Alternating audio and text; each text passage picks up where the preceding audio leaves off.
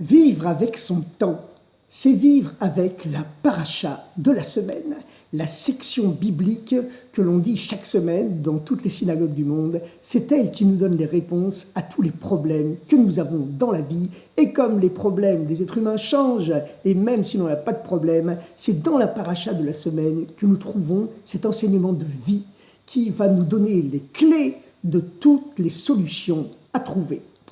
Dans la paracha de cette semaine, il existe un curieux détail.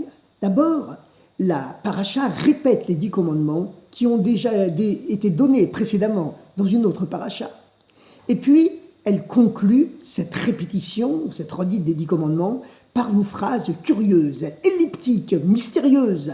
Elle nous précise, la Torah tient nous à préciser que la voix qui a donné les 10 commandements est un kol gadol, une voix grande, chez le Yassaf qui ne s'arrête pas. Et là-dessus, il y a de nombreuses explications. Une explication dit que, qu'est-ce que ça veut dire que la voix des 10 commandements est tellement grande qu'elle ne s'arrête pas? C'est qu'elle s'est diffusée dans toutes les langues de la planète, toutes les cultures, les civilisations du monde ont été irriguées par ce code civil originaire, la base de toute la morale de l'humanité. Un deuxième commandement nous dit que c'est par cette même voix qu'ont prophétisé et commenté tous les sages des générations ultérieures jusqu'à notre époque. Une troisième explication vient nous dire quelque chose de surprenant. Cela semble être exactement le contraire. Elle nous dit que la voix des 10 commandements, qu'est-ce que ça veut dire qu'elle était grande et qu'elle ne s'arrêtait pas? C'est qu'elle ne suscitait pas d'écho. Mais qu'est-ce que ça veut dire?